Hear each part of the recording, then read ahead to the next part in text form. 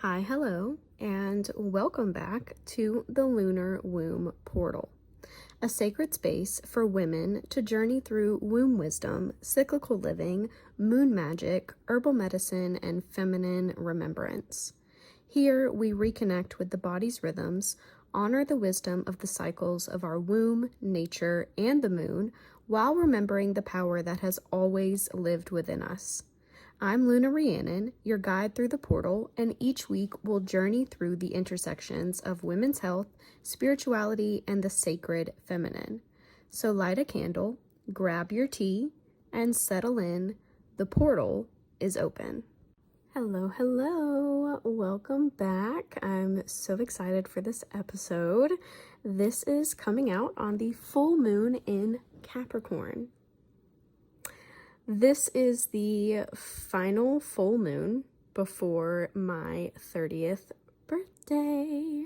This full moon happens like 3 or 4 days before my birthday.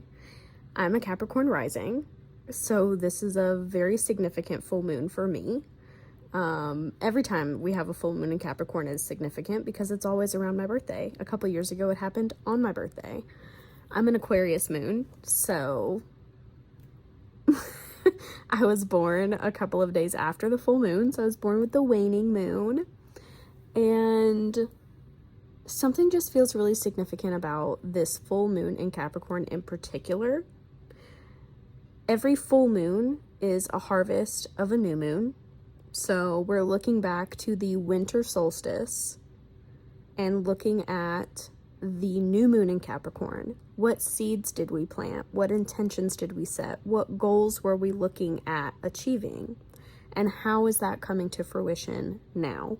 What are we doing now that is bringing that to life? I'm recording this just a few days after the new moon in Gemini, so for me, the summer solstice has not yet happened, but when this episode comes out, it will have already happened. So we're looking back at the winter solstice, and we're now experiencing the summer solstice, and we're looking at this energy of what it is that we are harvesting, what it is that is coming. I mean, just like the new moon and full moon, right? It's the winter solstice is the new moon, the summer solstice is the full moon. So we're looking at this energy of what actions have we been taking on the intentions that we set that have created this momentum and this moment of fruition. Now, Capricorn is ruled by Saturn, okay? As a Capricorn rising, I know this energy very well because not only am I a Capricorn rising, but I am a 29-degree Capricorn rising. Am I the most organized, structured, routine-based person? Absolutely the fuck not. But do I know that I function better with routine and structure and goals to achieve and all of the things? Yes, abso-fucking-lutely. I'm gonna tell you right now, this is not a full moon that you want to fuck around and find out with, okay? This is a full moon that you want to have a game plan for. This is a full moon that you want to be prepared for. This is not the time to be all willy-nilly, go with the flow, you know, go where the universe takes me kind of energy. This is, I have a plan, I know what actions need to be taken in order for me to move forward in that plan, and I know what success I'm trying to achieve. This is the full moon where you let go of anyone else's version of success and you finally tap into what your definition of success is, what your version of success means to you. How do you define success for yourself? Not what anyone else defines it as, not how other people perceive your success or anything like that. This is about you, your vision, your definition, and your version of success. How do you show up for yourself to create momentum, to create achievement, to create success? Because if you know anything about Capricorns, you know that they do not like asking for help. They are going to do it themselves every single time. Capricorns are the GOAT. They are literally the greatest of all time. okay? And you know why? Because a goat is going to climb a mountain no matter the fuck what. They are going to do what needs to be done to get to where they're trying to go. It doesn't matter if it makes sense to anybody else. It doesn't matter how anybody else sees it. And they definitely don't care how you feel about it. They have a goal in mind. They have a vision. They know what they need to do to get there, and they're going to do it. That's why they're the goat. So tap into your Capricorn energy with this full moon.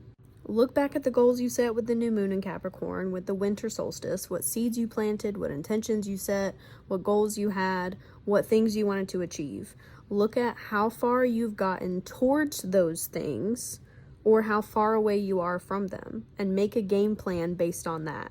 Do you still resonate with those goals? Do you still want those things that you wanted then? Do you still want to achieve the same things? Because if not, this is the full moon to scratch it and start over. Capricorn energy is coming in for you to thrive, not for you to flail around in the wind, hoping that something will point you in the right direction.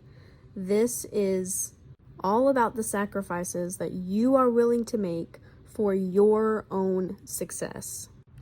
Now that we've talked about the full moon, let's tap in with a cycle check-in. I am currently on cycle day 2. I started my period yesterday as the moon shifted into Leo with Venus, where Venus was opposing Pluto and the moon in Leo was opposing my moon in Aquarius. The start of the cycle has been very interesting because on Sunday with the new moon in Gemini, I had some spotting and assumed that I was starting my period. And then for the 2 days after, there was literally nothing at all.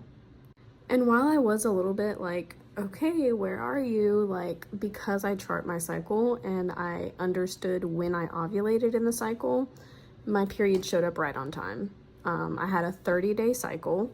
I ovulated around day 17. I had a 14-day luteal phase, and I noticed pink spotting when I went to the bathroom at about 11:24 yesterday. And I also, for the first time, casted a birth chart for my period, because I was like looking at the time whenever I did it. So I was like, oh, I'll just cast a chart and just see what's going on.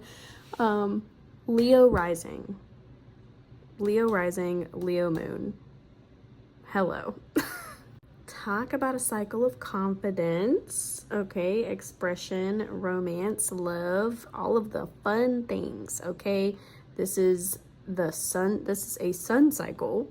This is a sun cycle for me because Leo is ruled by the sun. As of today, the sun will be moving into my sun sign of Cancer in 3 days. Jupiter is currently in my sun sign and will be moving into Leo at the end of the month. We're about to have a Mercury retrograde in my Mercury sign of Cancer, and Chiron is currently moving into Taurus. There is so much going on astrologically right now. It is kind of insane, but this is my last period of being 29, and I'm home alone for the next week and a half. So I will be taking complete advantage of this to set myself up for success in this next year, in this next cycle, in this next era of my life as I turn 30, going through my Saturn return. I plan on finishing my woman room in the new home and getting that set up because that is my sacred space, and I want to walk into 30 having my sacred space ready for me to go into whenever needed. This new moon in Gemini was also in my Mars and my Venus sign in my 6th house, so I have started to work out more. I did get some workout equipment, so I am doing at-home workouts. I am doing a lot of movement in my business at the moment, which feels really, really good, and very aligned. And that's all I'm going to say about that, but that's where I currently am cycle-wise. Where are you in your cycle? How are you aligned with the moon? How is this showing up in your life? Let me know, because I'm so curious. And I guess now is as good a time as any to dive into the episode. So in lieu of the full moon in Capricorn, which is all about practicality, today we're going to be talking about something practical but incredibly important. We're talking about period products and building your moon time toolkit. If you've ever had to quietly ask another woman if she had an extra tampon, text your best friend begging for a pad, or stood frozen in the middle of the period aisle completely overwhelmed by what feels like hundreds of different options, you are not alone. Pads, tampons, cups, discs, period underwear, cloth pads, there are more choices now than ever before. But the good news is there is no one right answer, because every body is unique, every cycle is unique, and what feels supportive for one woman might feel uncomfortable for another. In this episode, I'm sharing the period products I personally use and love, why they've worked well for me, and a few things to consider as you explore what works best for your own body. We're also going to take a deep dive into the history of menstrual products, and my goal is not to convince you to use any one product. I'm not affiliated with any brands, so I'm definitely not trying to sell you anything. I'm simply here to help you feel informed and empowered to make the choices that feel right for your body and your cycle. So let's dive in. Let's start by taking it all the way back to a time when period products were completely homemade and women could not just run to the store every month. Because one of the most fascinating things about menstrual products is that they have evolved alongside women's changing needs and lifestyles. Ancient Egyptian women are believed to have used softened papyrus as an internal absorbent product because the fibers became soft and flexible when wet. In ancient Greece and Rome, historical writings described lint wrapped around wood or cloth being used internally, while many women simply folded fabric into layers to absorb their flow externally. Sound familiar? Many indigenous communities around the world created solutions using the natural resources available to them: moss, wool, rabbit fur, buffalo hide, bark fibers, and other plant materials were all adapted into menstrual care depending on geography and culture. Long before corporations entered the picture, women were innovating with what they had. For centuries afterward, reusable cloth remained the primary way that women managed menstruation. Women would cut old linens into absorbent squares, wash them by hand, and reuse them month after month. This practice became so common that it gave us the phrase "on the rag." Because these cloths had no adhesive backing, many women wore menstrual belts or elastic belts around the waist with clips that held the reusable pads securely in place. They worked, but they certainly weren't comfortable. By the late 1800s, inventors began patenting disposable sanitary pads. While they were revolutionary for the time, they were often thick, bulky, expensive, and difficult to conceal under clothing, so many women continued using reusable cloth instead. But after World War I, things started to change. Nurses were noticing that cellulocotton, a highly absorbent material developed for dressing wounds, absorbed menstrual blood exceptionally well. That observation led to the creation of Kotex in 1921, helping launch the disposable pad industry we know today. Pads offered convenience, but they still had limitations. Before adhesive strips existed, women often had to secure disposable pads using belts or specially designed underwear. The next major innovation came with tampons. Patented in 1931 and later sold as Tampax, tampons allowed menstrual blood to be absorbed internally before leaving the body. For many women, this meant greater freedom of movement and participation in sports, swimming, and daily activities without the bulk of external pads. Of course, along with this, tampons also introduced new conversations around safety. One of the most important is toxic shock syndrome, or TSS. TSS is a rare but potentially life-threatening illness caused by toxins produced by certain bacteria. Tampon use became associated with TSS in the late 1970s and early 1980s when highly absorbent synthetic tampons were introduced. These tampons could remain in the body for extended periods while creating conditions that allowed bacteria to multiply more easily.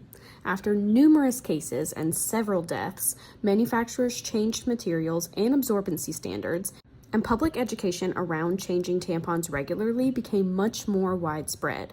While toxic shock syndrome remains rare today, it's still important to follow product instructions, use the lowest absorbency needed for your flow, and avoid leaving tampons in longer than 4 to 8 hours. Skipping back to the 1930s, the menstrual cup also entered the conversation around this time through Leona Chalmers' patent.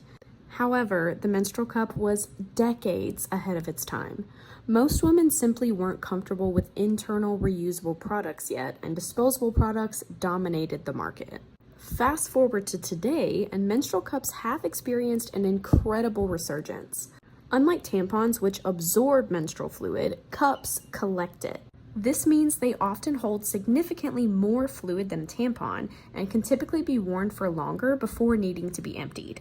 Menstrual discs work similarly to cups but sit in a different part of the vaginal canal tucked behind the pubic bone rather than creating suction around the cervix. Many women find discs more comfortable, and some are even able to have penetrative sex while wearing one. Similarly to menstrual cups, it seems that reusable cloth pads are having a resurgence as well, and we also now have period underwear. Rather than relying on adhesives and disposable plastics, these products use layers of absorbent fabric that can be washed and reused. Modern period underwear often contains multiple moisture-wicking and leak-resistant layers while still feeling remarkably similar to everyday underwear. Personally, I switched to reusable cloth pads and period underwear and also menstrual cups probably about 9 years ago, and I've never looked back. Part of that decision was environmental because disposable pads can take between 500 and 800 years to decompose because of the plastics found in their backing, adhesives, and absorbent layers.